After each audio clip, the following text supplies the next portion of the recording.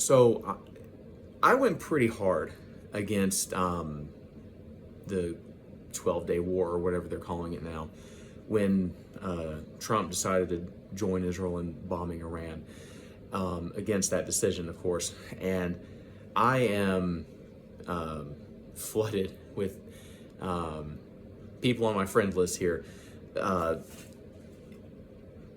I guess half are supportive of it and half of them are not. And I guess I've got way too many thoughts on this to put into a written post. So I figured this would be a decent way to do it, because I really want people to understand a solid right-wing perspective on why war is really bad for us, especially in this context.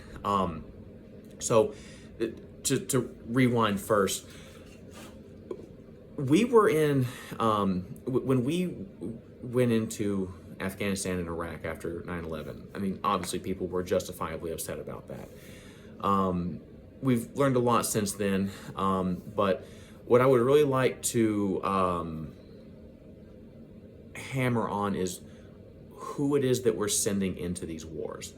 When 9/11 happened, I was in 7th grade. I couldn't have joined the military if I wanted to at that time, But I remember those boys who were a little bit older than me, like 5-6 years or so. They were signing up in the droves. I remember just how many people were going into the military because of how justifiably upset we were about it, and they were doing something really noble. I don't want that to be missed here. I in no way am attacking people who are signing up to, because they think they're fighting for their country, or because they think the mission is in self-defense or whatever. That is incredibly noble, and I have nothing but love and respect and admiration for those guys. But like I said, I was fortunate enough in hindsight that I was just too young to have, been a part of that. And we lost something like 4,000 of them outright in war. Then on top of that, I don't even know the numbers for how many came back maimed or with mental scars, or I know that on average 22 of them per day commit suicide. I mean, I don't even know how you would compile the entire list of casualties when you expand it into how many of them are just never going to be the same. And like I said earlier, to focus on who it is that's fighting those wars. It's not, the San Francisco liberal that is the butt of many jokes on memes or whatever, right? If you look at the numbers, it was predominantly white Christian men on the right, predominantly from the South. And obviously there are more people than just that. I'm just trying, if the general profile of someone, a soldier, Marine, etc., those were mainly right-wing guys. And if you care about the path of the country, which I think that we all do on the right, whether you're a conservative, nationalist, whatever, those are the guys that you need to stay home. Those are the guys you need to be ready if there's an actual threat, but those are the guys you really need to settle down, have a family, have kids, raise them in, whatever, church they were going to or whatever, and continue our heritage, because that's something that's really important. And how many of them are never going to have that opportunity now, whether because they were part of the 4,000 or the 22 per day, or because now their life is ruined in one way or the other. And when I see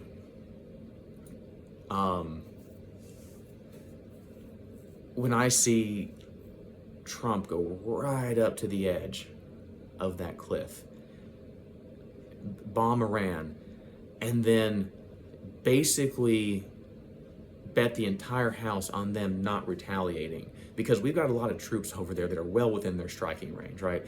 If you're basically telling me that they're evil, but also we're going to take a bet that they're not crazy and hit our guys over there. Because if they did that, then there would be escalation, and then we're off to the races for another regime change or whatever brand of war he's going to make it, right? And I guess tensions have settled a little bit, and what I really want to focus on now that maybe our heads are in a better place is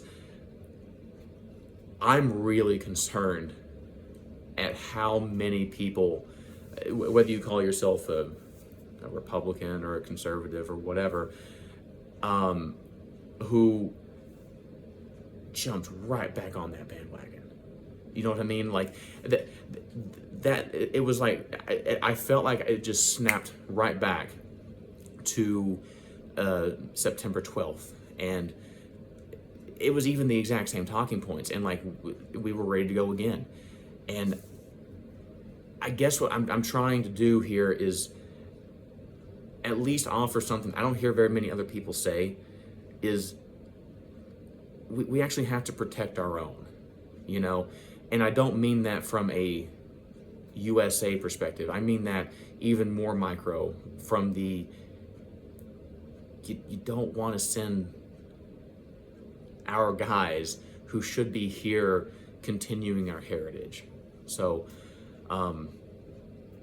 for the people who are messaging me thinking that I've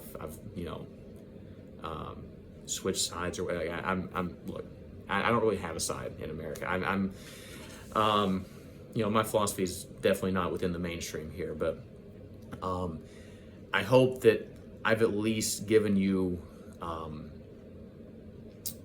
an explanation as to where I'm coming from, but also something that I don't hear many, if at all, people framing it this way, because something else to consider here is, look what happened after W did his thing and we went to war. How left swing was there after that? The Obama years, I think what you will about them, but conservatives weren't happy. I think that's a fair statement that everybody can agree with. So I guess I